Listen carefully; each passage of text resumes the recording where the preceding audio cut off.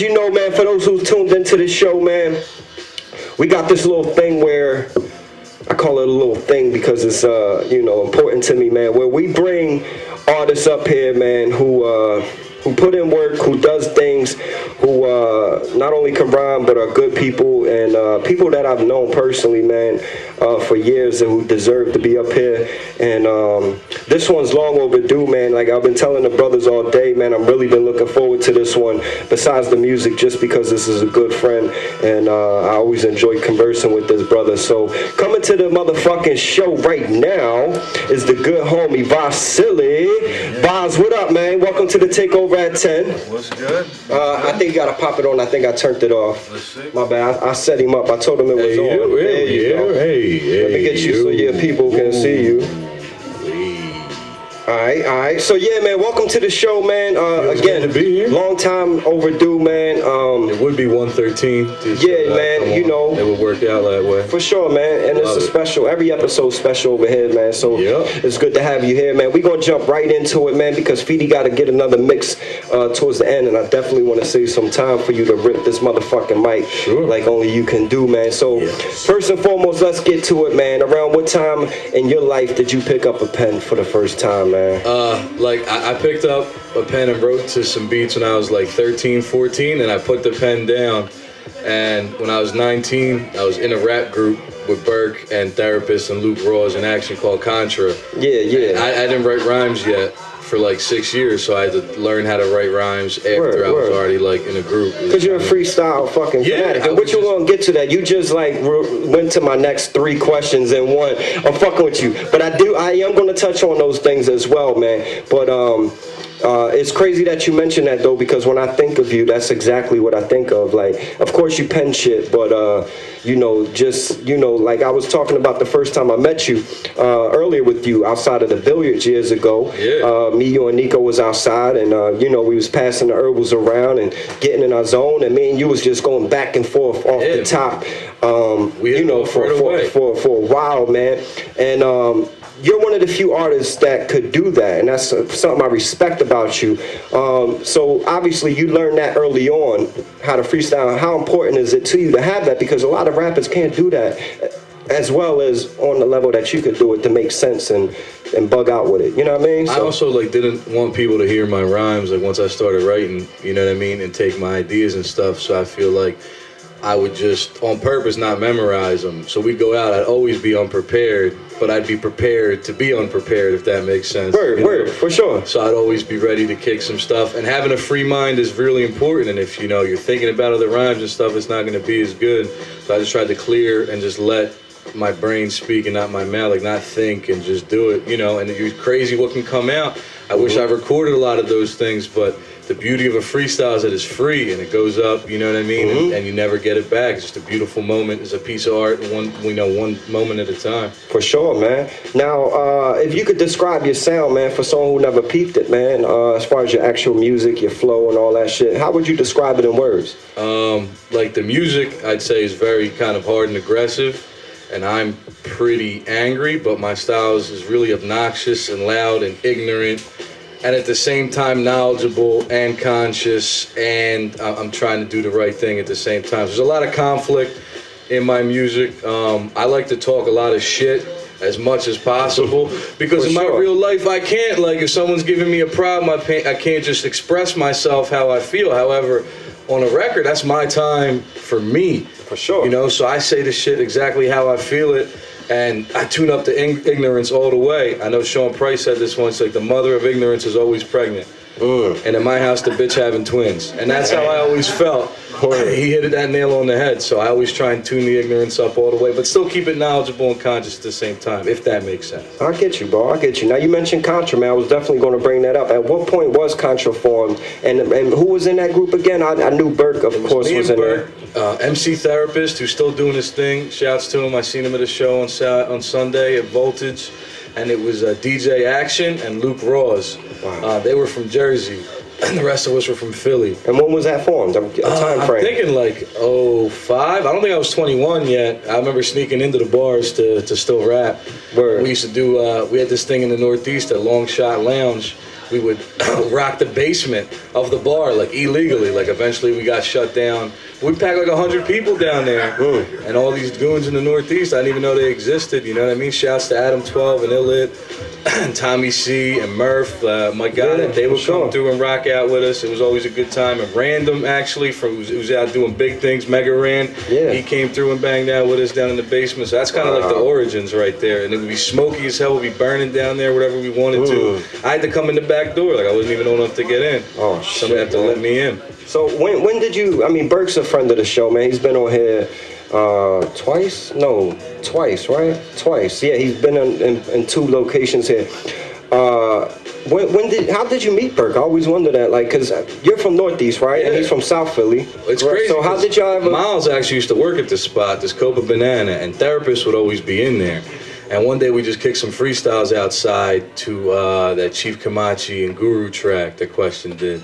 And we were just kicking him. He's like, yo, we should come to this open mic at the Pontiac Grill, which is now Dobbs. Of course. So I ran through there and I met Burke the first night, and Burke was just a rapping robot.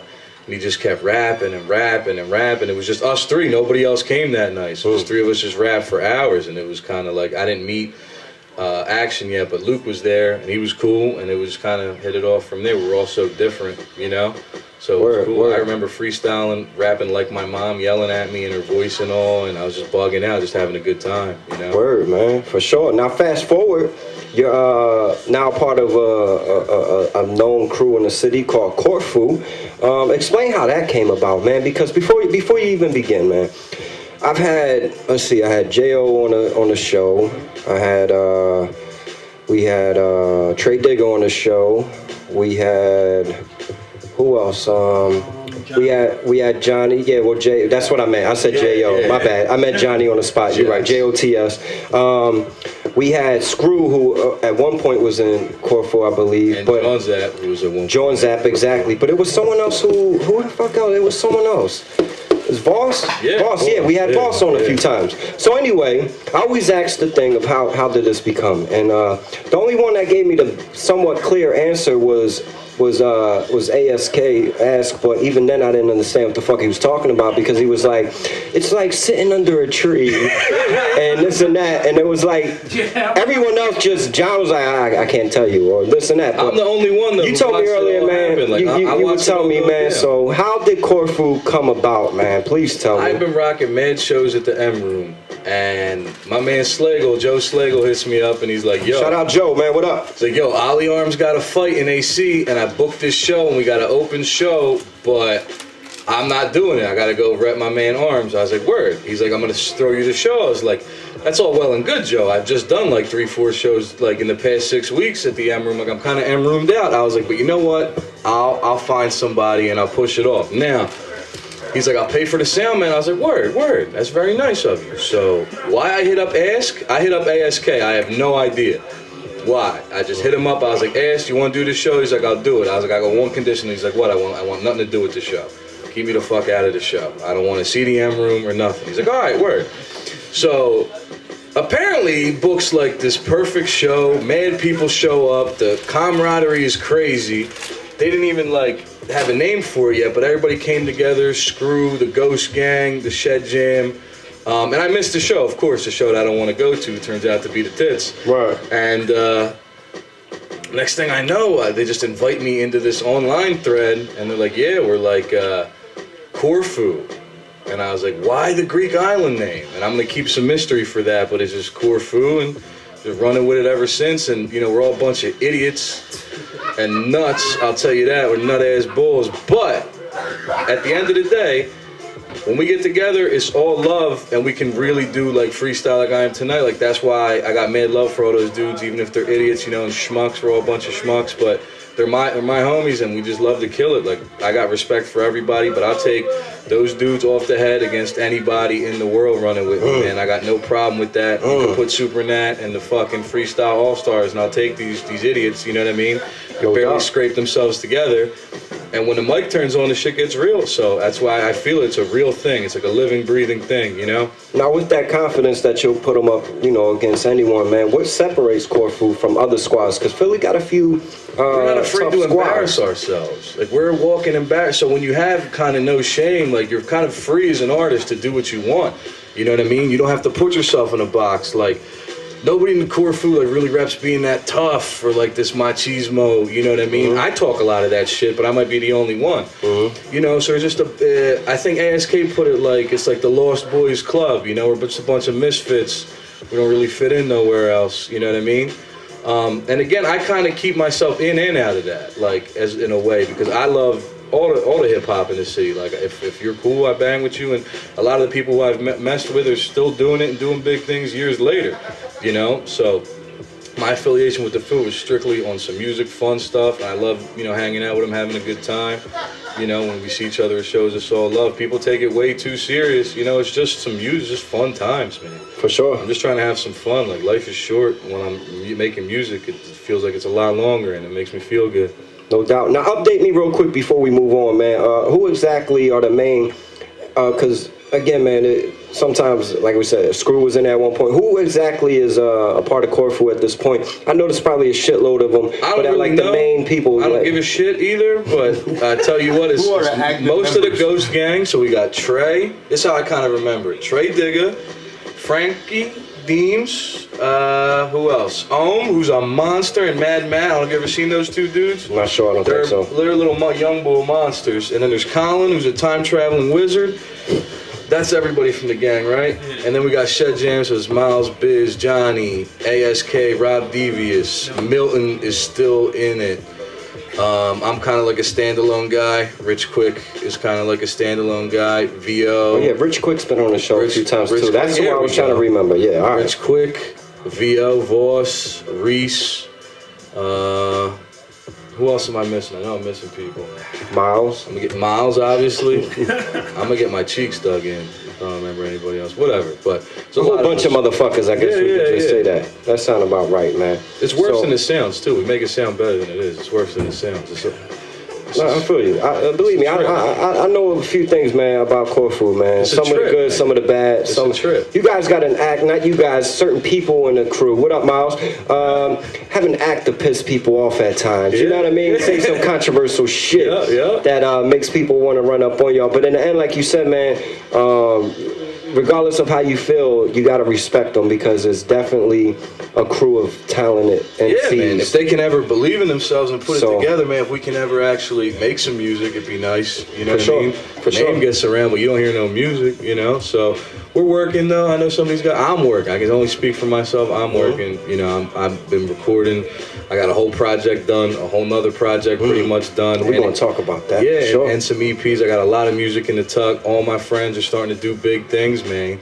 So, you know, I'm just trying to get like them. You know what I mean? Shouts to all my homies at Sensi Star doing big things, man. I'm so proud of my Shout out to Sensi Star, man. Yep, we got mad projects dropping, doing big things, and it just inspires me to work harder and, you know, do for self. And, you know, show Improve Time is a wonderful time right now to be in hip-hop in Philadelphia. 30 and Over League's doing huge things, raising a lot of money for a lot of good causes, getting put on big shows, you know, and it seems like it's taking some time, but it's, you know, things are starting to turn, and, you know, I think now is the time to act.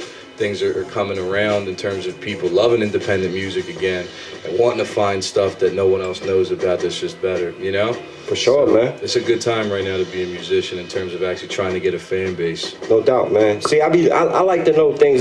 Sometimes I ask questions because of me being an MC. I just like to know other people's habits or what they enjoy out of it. And Mike lets me know sometimes, actually let me know earlier, that sometimes I ask the same questions a lot, right?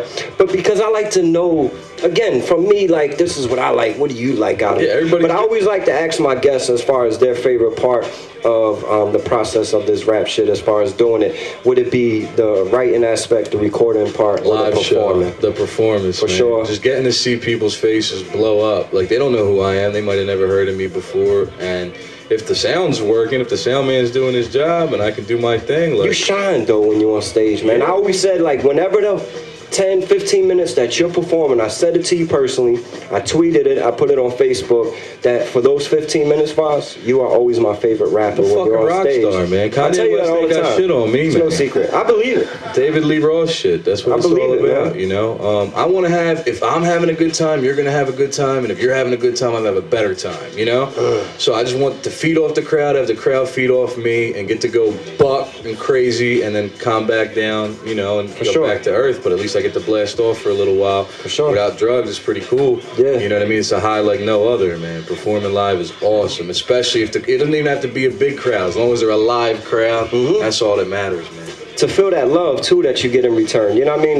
The love that you get when you get off stage is always dope part of it. In Philadelphia, that love is so real because, you know, you'll rock a show and everybody be in a straight B-boy stance, ice grilling you, you know, and you're like, damn, and you get off stage, people are like, yo, you did great. I was like, why don't you show me any love, you know? Right. So then when you actually hit a crowd that can appreciate it, it just feels it's so amazing, awesome, right? you know? Yeah, for sure. So, talking about that love, man, we're gonna get a little deeper into things, man. You know, life is real out this bitch, man. And besides music, man, we all go through some certain things, man. And you obviously went through a major situation last February, 2014. You know, and you found yourself in a situation where you were actually shot and ended up in the hospital on some real life shit, man. And I remember when I heard the news, I didn't find out till that next morning, and I literally just got dressed and rushed as fast as I could to get there, just because, again, what I went through a few months prior, I felt like I had to be there. The energy was bringing me there. And I just want to know, at that point, man, did you really find out how much people really loved you, man? I mean, besides the music, besides the daps, now you're in a real life situation where you're not coming off stage, you're not kicking a hot 16 or a hot freestyle. Did you feel the love at that point? Like, did you... The hospital staff was like, yo, like, you can't keep bringing these many people like this. Like, I was getting in trouble, and I was like, really? I was like, people, this doesn't happen? So they're like, no, like, it doesn't happen like this for everybody. Like, the one day I might have had 40 visitors, they were wilding. I remember Illit, shouts to Illit, brought me like a 4-pack of beer, because he works for a beer company. They were wilding, and the nurse was like, yo, what are you gonna do with that beer? And I was like, give it to my mom to take home. You know, like, what do you think, I'm drinking it? You know? But the love was crazy. People came out of the woodworks, you know. Shouts to everybody that came and saw me. Bugs me every day. It just felt really good. At the time, and I tell you what, I really felt like, yo, nothing could stop me. You know what I'm saying? Well, not to cut you off, but I was going to ask you, what's the difference between the VAS prior to being shot and the VAS that's standing here today? What's the difference between those two people? Right now, it's anxiety, and it's killing. I never had anxiety before. It's crazy. I'm a very extroverted person, and I'm very outgoing, and for the first time in my life, like, I don't want to see people or talk to people, and it wasn't like that right away. But it's like a termite. The trauma is kind of like a termite, man. It just gnaws away at, you know, your foundations little by little. And, you know, I'm trying to get some help now, seeking help, trying to do right. But right after it happened, you couldn't tell me shit. Like, I was whatever, you know? I was down for whatever. The complications, I had the surgery I didn't need to have. I have a hernia right now. I'm trying to shed some weight to get that taken care of. And it's just more and more hospital bills that I don't need to be paying. You know, this shit is just the never-ending saga. You know, those two dudes are still running around, you know, on the street. They shot me face down in the snow for nothing, bro. So, like, they got me for like $500. Like, it came up. Like, they didn't have to shoot me, man. You know, I didn't even know I got shot at first. So, like, I didn't, you know, I just ran the other way and then realized I was bleeding. I felt some burning. But, you know, people like that, they don't have any respect for life. Like, they could have shot me. They could have killed me in the shooting. Could have hit my spine. I could be paralyzed. Like, I got shot in the upper thigh. Could have shot my genitals off. I would be able to reproduce. That's some fucked up shit to do to somebody you don't even know for no reason. It ain't like we had something. And a lot of people don't believe me on that, but I didn't know these guys from a can of paint, you know? Somebody came from the front, 9mm from the back to my head. I was like, yo, I've been in this rodeo before. Go ahead, bro. You know, take what you need. But no respect for human life, man. Just like 2 nights ago in Grays Ferry, 5 people got murdered, 5 kids got shot or whatever. Oh, that's a good homie right there, man. That's the boy right there, man. You mind grabbing that water for him too? Thanks, yo, man. James Brown. He would charge him if they didn't wipe his sweat down. He'd be like, 5, 5, 5. No. Yeah, man. But I really did feel like Superman, speaking of capes, and now like that shit's gone. Like my swagger is at an all-time low, except when I get in the booth and making music. And I didn't really know I was an artist, bro, until I went to Greece. I had a nervous breakdown. I fled the fucking country. I went back to the motherland. I had to see my brother. I hadn't seen him in 15 years. I never met my niece. I just had to touch a lot of bases. And that's when I realized I was an artist. And now I feel like dead if I'm not creating. You know what I mean? Like, I feel like dead inside. So every time I do anything creative, it really makes me feel good. Well, I was going to ask you, how has hip-hop helped you through this, man? It's given me a way to channel my feelings. And as men, like, it's hard for us to really talk about feelings and things, you know? I'm just trying to maintain a steady emotional state and still be creative, you know, in what I'm saying, and be more honest. Like, I listened to Vigoda, which was done a little while ago. It hasn't come out, and it's an angry record. And I'm not an angry person most of the time. But, you know, in my core, I'm just furious all the time, and I keep this composure on me. And in Vigoda, like, I felt I don't want to be that guy, you know? So I'm just trying to come to grips with myself through the music. And, you know, looking back, all the shit that I'm all talking it to me. You know, looking back at stuff I wrote before, like even the critiques and attacks, they're all me just trying to make myself better, you know? Yeah. So it's crazy. It's kind of like meta going back and listening to yourself and like prophetic, like stuff happens like after I rap about it, you know? It's crazy. Yeah, and we're going to talk about Vigoda as well as your other work in the second part. I got one more quick question, then we're going to take a break and spin a few joints. But as a victim of gun violence, man, what advice could you offer someone else who survived the same situation but that's trying to move forward, who maybe didn't go reach out for help yet? Or what kind of advice could you offer someone who's having trouble moving forward from what happened to him? Number one, I would say that if I would have sought professional help earlier, maybe I wouldn't be mentally where I'm at right now. But you know, fear is a natural thing. We're given fear to keep us alive. When you get the anxiety or when you get this trauma, the fear overwhelms you. I'm scared of everything. Like, I'm scared to pick up the phone. Like, I work on the phone all day. I don't want to pick up the phone. I don't want to talk to anybody. And when I confront it in terms of logic, what are you afraid of? Like, what am I afraid of? There's nothing there. I'm afraid of myself. You know, I'm just afraid to act and do.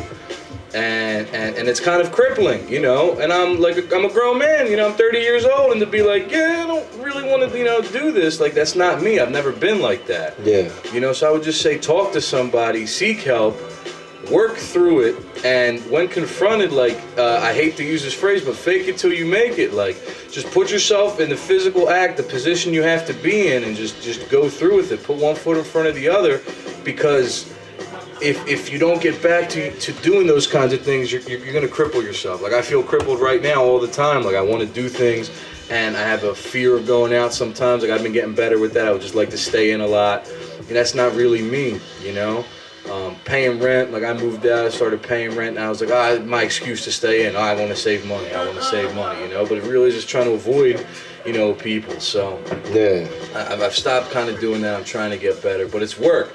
You know, and when taking care of yourself, like, people put themselves last, and as men, like, I've been in car accidents, mangled the car, I took the car to the shop, I didn't go to the hospital, you know what I mean? And I'm still messed up from that. I have this super ego, macho thing. It's okay to get some help and to ask for help. And, you know, it's amazing if you put that out there, what the universe will give back to you. And I've had people reach out to me and be really nice to me and try and help me, you know, and I'm just trying to help them back. You know, it's when you give help to, you receive the same thing. For sure. It's all about communication, and I'm just trying to make myself better and change my behavior for the better. You know, if I change my behavior, I will be happier. It'll put me in a happier place, you know. That's golden advice right there, man. And I, for one, could take, like we spoke behind the scenes, it's no secret here, man. I could take some of that advice and put that, because, like I said, so much that not only we talked about behind the scenes, but what we're talking about right now, man, I'm in the same situation, you know. Some days, like I said, I find it hard to leave that room. People think they see you at a rap show, you're okay, or they see you on a radio show every week. Oh, Kane's fine, but they don't know that 95% of the other time I'm in my bedroom. You know what I mean? Or I'm in my house, or you know, I walk my dog and I'm afraid that he's going to get hit by a car, or my sons are at the basketball court and this and that. We don't got to get into it. It's not about me, but I can take that advice as well, because you know, it hits me. I'm saying, being a rapper, you have this ego. Like when you start, you have to, like, in order to be able to get on stage and rap and put your soul out there, you got to have some kind of ego, you know? Sure. And then when you can go from this massive ego to, like, I can feel like an ant, like this big, you know what I'm saying? I've been using the word frail a lot, and I'm not a frail bull, but like sometimes I feel that way, you know? And I was always taught just to drown my emotion and throw it in the pit in my stomach, you know, all the bad things that I felt, and just to go and be a logical, you know, type of person. But for sure, I think embracing my emotions has been good. My behavior's not getting there, but I'm not in a rush, kind of, you know, I just want to be the best me that I can be. And for once in my life, one big thing is I never really wanted anything before the shooting. Now, I'm not just a happy dude. I used to just be a happy guy, just to hang around and be happy and smiles. Now I kind of have to do things that I want to do to make me happy. Right, so maybe that's a good thing, you know? I just take it all in stride. I'm just trying to get better every day, man, you know? For sure, man. Hey, you're a good dude, VAS, man, and again, man, I'd love to continue to talk to you, you know, in the near days, future, and all that, man. Absolutely. Because definitely what you going, and that's the reason why I showed up that day, because, you know, at that time, I knew what you were about to be facing, you know? So, yo, we on a lighter note, we're going to take a break real quick, spin a few joints, we're going to come back, we're going to talk about the new project coming out, we're going to talk about a little bit about the project after that, and then we're going to turn these microphones.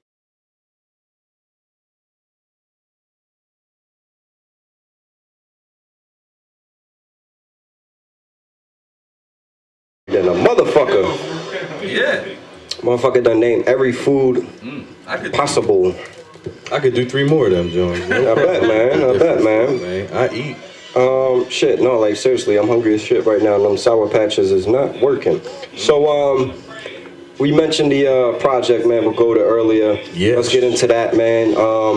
So you've been working on a joint with Bob, a.k.a. the homeboy L. Clinton. Man. And I'm hearing it's complete. Done. So when can we expect it to drop, Bob? I'm trying, like, Halloween is what I'm shooting for. It's a perfect time for it. It's a dark, creepy, angry record, man. It's really, the drums smack all crazy.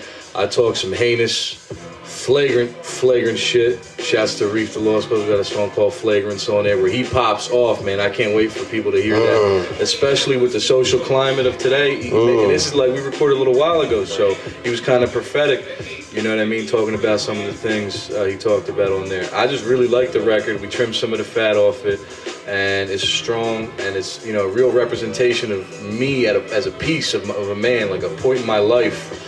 I didn't realize how angry I was till now. I'm looking back with just frustration on, you know, life and just how things were going. It really wasn't even that bad. Word. I guess my feelings came out in the record, you know? Yeah, big shout out to Reef, man. I can't wait to hear that joint, man. Shouts to Screw Tape, Burke the Jerk, Johnny Cab, my man John Morrison, TMB. I'm still waiting on some cuts from him. That'll be the last sprinkling, and Crew Cut got some cuts on there as well. Word. So those are the guests we can expect on there? For sure. And Word. And Rick Rock, Nico's on there, and Diggs. We got a posse cut. Shout out to Diggs, man. Yeah, Diggs, yo. It's the homie, man. He kills it too. Sure, man. I brought him out of retirement. That's what's up, man. Diggs is I don't know, it was maybe 07 or something, man. Oh, at the night on Broadway, he brought you. I was there, man. Dude, that's the first time I seen you rock. That was the first time anyone gave me a shot to. I was bitching on them boards. I can't get a show.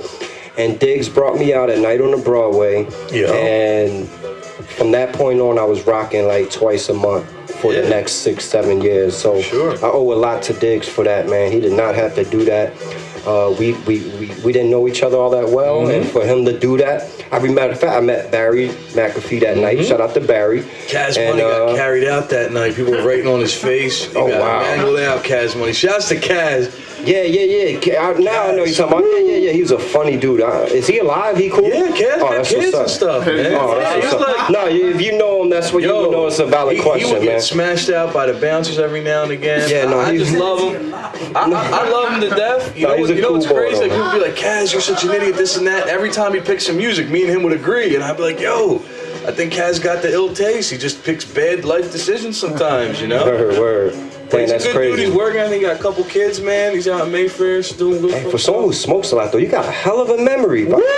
We was talking about earlier, like I said, about the night outside. He was to Coney. We were on the phone. He's like, "Yeah, you used to have that cigarette one-hitter joint." I'm like, "Damn!" And like, he was packing booze. Yeah, That's I remember that. I was like, thorough bull. Yeah, like you remember little shit that normal potheads forget about, man. Yeah, man. But so real quick, man, you kind of summarized the project, but so is that angry part of you? That's how you like. It starts. It's probably like 10 songs of like fury, and then it gets kind of like serious and grown manny. And looking back, I didn't even know I had that in me. You know what I mean? But I tackled some more serious stuff. The song with me and Johnny Cav and John Morrison about just working and how much work just sucks, man. And I did a hook and they each flipped it their own way, so there's 3 different hooks, and it's pretty dope.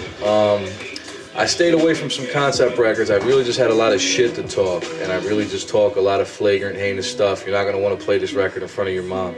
Word. You know what I'm saying? Or any small children. You don't want them repeating what I say. But I just get it all out of my chest, and it feels really good. My performance, it feels great, you know? Word. No doubt, man. So, and he said we can expect that on Halloween. Yeah, man. Real quick, one more question on the project. Of all the, you know, a lot of producers, man. Why Vibe? Why Ill Clinton? It's crazy. To do this project. We met on Twitter.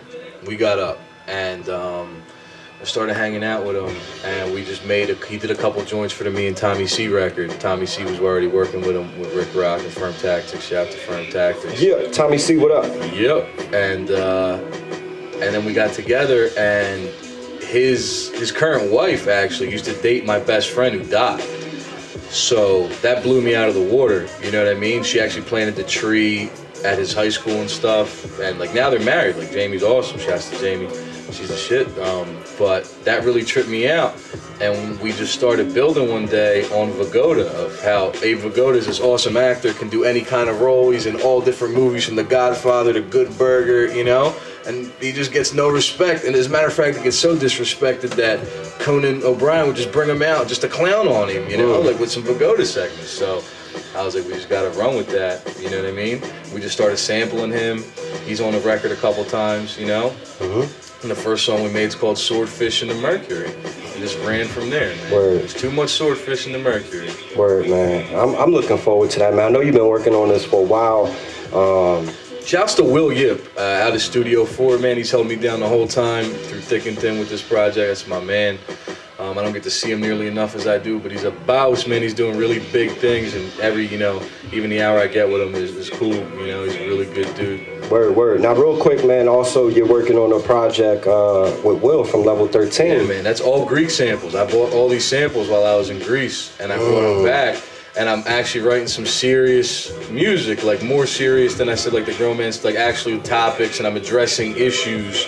Because when I was in Greece, man, the shit over there is real messed up and the economy's real messed up. And I realized that as an artist, like, it's cool for me to just do what I want to do, but I have a responsibility because I have a voice. And, you know, you guys might not have a voice, but I do.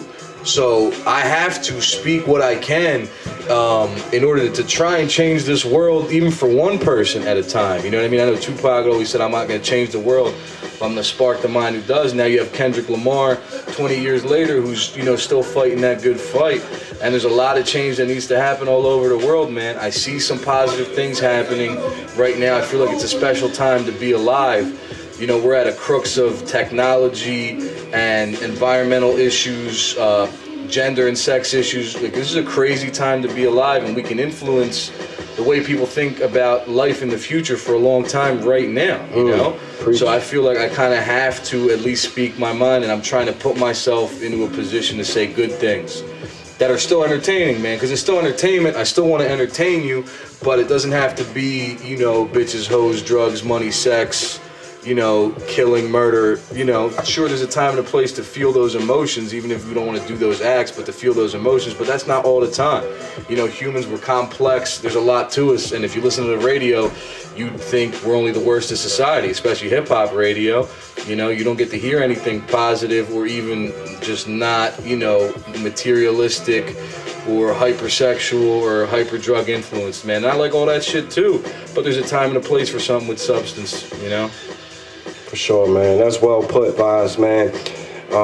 Again, man, I can't wait to hear that. I can't wait to hear Vigoda as well. Vigoda, substance, me kicking women in the vagina. Oh man, that's gonna be great, the fucking man. Substance, gee. Like, looking back, I'm like, who are you, bro? I was like, who are you? Like, you're an angry dude, man. Take it easy. Great. Take a fucking breather. Calm down. Word. So normally, man, we would pretty much wrap it up, but I want to take 2 more minutes. Like I said, we're going to have to speed through this portion. It's a portion that we only do with select people. I don't do this with everyone, only guys who I think it would, bring it to the... Some people are great with this segment, and I think it'll fit you well. So, as you know, I hit it up on Facebook. Facebook wants to know. I think this is like the 3rd time in probably 60 interviews I've done this. What up, Facebook? So Facebook wants to know. We got a few good questions from various people. I'm going to shout them out along the way, and we're going to zoom through this so we can turn these mics up loud and get some bars real quick. So we're going to start off with the good brother Screw Tape, man. Shout out to Screw. He wants to know, can you tell us more about Mudman? I have no idea what the fuck Mudman is about, but apparently you do. What's that about, Mudman? Don't ever take me to the VIP. You don't want to go out with me because I'll start stealing bottles off other dudes' tables. Oh, shit. Smacking everybody's girl on their ass, biting tits. Like, I'm just not the one. And then I end up in a puddle in the mud outside. I could be on World Star, man. People were taking selfies with me. I woke up, my phone was gone. I have no idea where my phone went. My ribs is all sore. Damn, Boz. Yeah, it was a rough night, bro. That was a rough night. So don't bring me to VIP if you don't want the other guy to come out. You know what I'm saying? Oh, shit. So definitely is another guy. Yeah. We're going to leave Mudman inside there, For man. Sure. So, shout out to Alit, man. Alit wants to know, what's your favorite stoner food? And also, Steve's or John's? John's. Okay. Then Chinks, now Joe's, and then Steve's. Those are the top 3. Steve's is still the shit. My favorite stoner food, see, when I get high, I literally eat anything. And my friends will tell you that I'll complain while I'm eating it. I'll be like, this shit is so bad. It's all stale. But you fucking it up. The cheese curls, man, they taste like shrimp, But I'll still eat it, and I just won't stop. Like, I'm a compulsive, once I get going, so, like, I don't really have a go-to. Like, it'd be some healthy shit if I could. That's what's crazy. Like, I'd rather eat something good, but once I get all stoned, you just, like, yesterday's, 3 days food, whatever. Like, I just start tearing it up.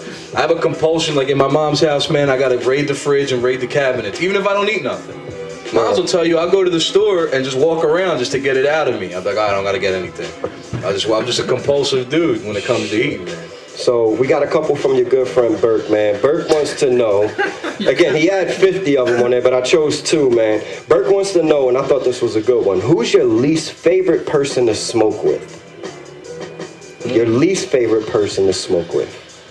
I had all day to think about this, and it's sad because I don't think there's a least favorite. Like, I just like smoking. Word. I like smoking by myself. You know what I mean? Like, there's no annoying boy. Like, some people are annoying as fuck when you smoke with them. You know what I mean? No one that you can think of off top? I mean, once we're smoking, my annoyance level goes down. That's true. It goes down. Yeah, that's true. That's true. No, I love person. Yeah, I might be that dude. Because I won't roll the L. You know what I mean? Yeah. I'm confused. No, I think I used to keep Miles around for, man. He's doing good now. He's staying on the up and up. But back in the day, like, Miles, chop, man. Come on. Roll that shit up. Me. I roll a bed on purpose. That's the thing. Like, I can take my time. I can roll. No, I just, man, I'm terrible, man. Yeah, hey, you roll that shit, man. You roll this from now on, man. I'm the worst. All right, so I got another one for Burke, man. He wants to know, if you had your choice between 1 taco and some pussy or 6 tacos and no pussy, which one would you choose? I'm taking the taco and the pussy. And I'll explain to you why. Because once I eat those 6 tacos, they're gone. Pussy is an infinitely renewable resource, bro. It is a magical thing. It's self-cleaning, self-lubricating, takes a beating like no other, and comes back for more. Produces life itself. True that. So I will definitely take a miracle box and a taco over 6 tacos, man. No doubt, man. Trey Digger wants to know, what's the most gross thing you've ever eaten? Most disgusting thing you ever eaten? This ain't that disgusting, but if you did it, you'd feel like I ate 15 pancakes in 20 minutes. Damn, dog. And like, it sounds like a good idea, bro. The first 2 or 3 might be good. Nah, because I had all night to do it. I just did it in 20 minutes to stick it to the dude who was betting against me. You know what I mean? Right. Shouts to Jack. You bet against me. Mash, my roommate, actually, he's the one who bet on me. I didn't make any money, though. They just gave me the pancakes for free, so it's like a free stomach ache, man. Damn, dog. Planetary from the good homie from outer space who was just on the show a few weeks ago wants to know, what are you doing to help the people of Greece, man? I went over there and chipped in some money, you know what I mean? Word. Also, I'm just trying to make people understand that we are in a global economy and that people can think of Greece as a small country, you know, a little over 10 million people, excuse me. But if something happens right now, the Greek people are saying screw you to the big banks, which never happens, bro. Never happens. And I put a video up the other day called Philotimos, an explanation of a Greek word. And it's just like just doing the right thing when you're supposed to. So I'm just trying to build awareness. I wish I had more funds to go over there and help them. You know, right now things are really tough over there. Banks are all closed. You only get 60 euros out of the ATM a day. They're running out of money. They're running out of medicine. And the world's finally get to see what happens when you mess with the banks. Like, you know, in America, we have a solvency where we never get insolvent. We borrow from somewhere, this will never happen here, even though our average debt is higher than the Greek average debt per person, you know? Greece, because they refuse to agree to austerity measures, it means that we refuse to sign a deal that we're never gonna be able to make. Like, you want us to sign a deal that we'll never be able to pay. And they're just not having it, you know? So there's the bully countries right now, Angela Merkel in Germany. They're really trying to press us. And I like our government right now. The Greeks voted out the old government, put in a whole left-wing regime. Yep. The chief finance minister just retired because he's so crazy they won't even come to the table with him. Europe says if you bring Varoufakis, we're not even going to sit down with you guys. So, you know, it's cool to see radicals in office. That's what scares Europe. They probably should do a deal because if we get radicals, you know, Portugal, Ireland, Italy, Spain, all their economies aren't doing so hot. You know, they could be right there with us in a second, and that's not what these guys who are in power right now want. So I think it's in their best interest to try and negotiate something more reasonable with us, because we'll keep hardlining. Like my country, Greece, been burned over and over and over and over and over.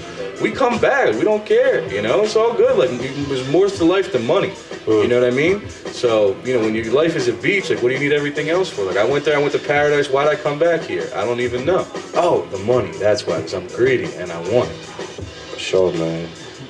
It's a great answer, man. So, I love you, man. Bob wants to know, why do you tuck your wife beater in your drawers? All right, let me explain it to you. My dad has been tucking his wife beater into his drawers since I was a kid, and I feel naked without it. If I wear the wife beater outside the drawers, I get a draft. I feel colder in the winter and hotter in the summer. And your belt bro with your skin and shit like that. Yeah, for sure. So my wife beater is always in my, even if I'm wearing no other shirt, I rock the wife beater tucked all day. Word. When I ran the pizza store, I had a titty hanging out at all times. People were like, yo, man, come on. And I'd be like, everybody likes pepperoni. I'm like, who don't like pepperoni, man? You try to get some beads. Yeah. It didn't work out so well. It was just hot. I got one more from the homie Tommy C. You mentioned him earlier, man. He wants to know, when will you start rapping about being shot? Never. I'm not trying to glorify it. I'll drop some inferences, but it's not cool. And it doesn't make me any cooler than anybody else, man. Just to know that, and knock on wood, like nothing really happened to me. There's people out there who are dead. Like, it's not something I want to glorify or make myself feel better about. It's just something I had to overcome, you know, just like everybody does every day. It just happened to be like me face to face with my mortality for the first time, you know? Word. It's crazy. All right, real quick, I did forget one. Mike Hall. I guess he's one of your friends because he responded. He wants to know where the fuck is his crimpets at. Do you owe that's him TMB, bro. Oh, that's shit, from is England. it? Yeah, I was like, yo, TMB, man. I know you Brits beating them crimpets. Right. I was like, here in Philly, we got this company. It's called Tasty Cake. You gotta have some of these butterscotch crimpets. I think he wants some, and you gotta send them over. I passed some off to him. And one more thing, Crew said you gotta get back to Acme because the deli cut's been shit. I seen Crew, like when he was with Lori back in the day, man. I was just slicing lunch meat. He had a king size T-shirt on. I was like, yo. We went to high school together, but I was like, yo, you're Crew cut. Like, even though he was in my grade and everything, it was still kind of cool. he's on the project. He's a dope dude too. Oh yeah, man. he's Shout out to definitely, Crew. definitely, man. I love him because he tells the truth, man. And today nobody does. Crew calls it how he sees it. Yeah, no, he's a cool boy, man, for sure. Well, VAS, man, it's been a pleasure to have you come by to take over at 10, man. You always been family, but you're our official family of the show. Anything we could do, send it over. Flyers, music, all that shit. We'll make sure we pump it through.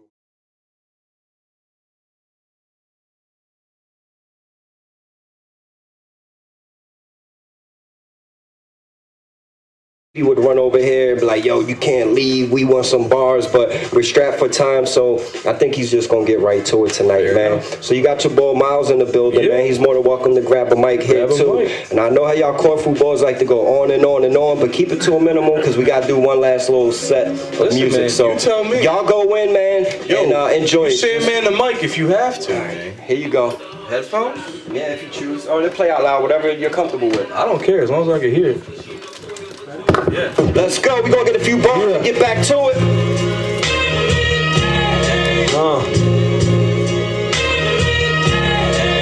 Forced to start out?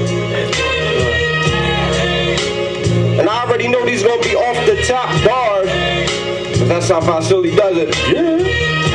Let's have some fun.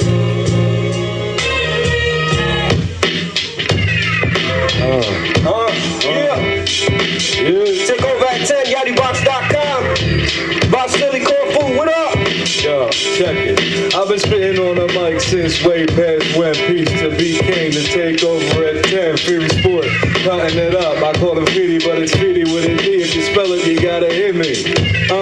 I'm sober as a Jehovah's Witness, and they looking at me like they don't know the difference. And I'm like, yo, you can still hold a dick, bitch, but you don't even know, for instance. I'm addicted to slapping bitches all up in their mouth, and then I get twisted. I tell her not to abstain from putting her dick on my brain, okay? And it fucks me up a little cause they like it.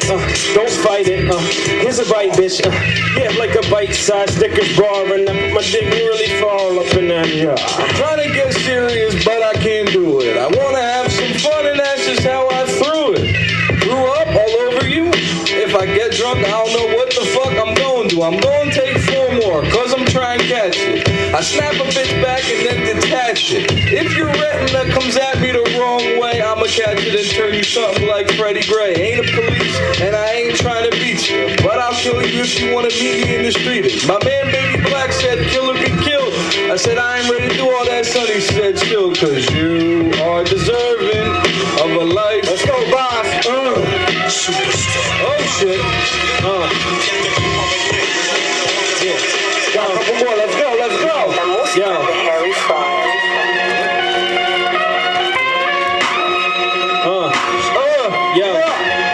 Yo. Yo. Okay. Yo. I left my left brain on the next train, headed anywhere except pain. I had a dream my mama cried when that check came, except fame. I don't want none of that. Record it so you can run it back. I could have 100 stacks still blowing in the weekend. I'm like, Kenny the Russian up in AC when he's tweaking. Motherfuckers be speaking, but they don't hear nothing. I don't hear it either. I just have a fever cause it's a little hot up in my dome. Throw a rock at your dome with a note attached like, you know you're whack. Hold the stack down, you don't want me to see it. Cause I'll be in here taking it free. And anything that's free is for me. And you don't know IMC till the day I die. Yo, rock from Philadelphia to Montana. Every time the beat changes, the groove getting slammed. And trying to catch it one time, old school dusty. Feel the drums breaking, you know you can't touch me. I'm bad crusty, old school rhyme style. 94 shit, I was a 9 then. What the fuck, that didn't even rhyme, but I don't give 2 shits because I fuck up all the time. And I'm straight out of my third eye. I provide like Cyclops. You just take 1 hit of meat and you drop. Cause my shit is so potent, it smells like cats pissed in a jar for 3 days and left it smoking. You can smell it from down the hall. The cabinets and my walls be so damn drawn. It's like I painted my bloodstream dream. Everything I go is for the $1 million cream. But I stay broke cause I just spent it. I don't give a fuck about who gon' set it. My shit's so retarded, it needs crutches in the morning. Yo, Vasily, man, welcome again to the show, man. Thank you so much for coming by. I want to to save my brother some few minutes to get back to work, man. Oh, you this Mike Moore. Yo, you gotta bring come me back whenever, man. Actually, I was thinking about setting up another cipher soon to come back, man. We fill this fucking room up. Bitch. Also, I don't know. You know about Saturday, that cipher circuit joint? I'll be there, man. Yeah, we'll be there. I'll be there as well, man. So I think I'm ready to jump in there. How long before it gets shut down? Oh, I'm thinking about 45 minutes. Yeah, I was talking about that earlier. I told him, like, yo, I want my camera time. I'm thinking 45 minutes. Yeah, man. Like, yo, don't go nowhere. We gonna flick it up. Shouts to Cypher Circuit. Shouts to Mo. Shouts to Marston House. The whole fucking Corfu. My fam Sensi Star. My man Mash. What up? Everybody else. Biz Money wanted a special shout out. What the fuck is up, son? You shot out of my dick and I love you.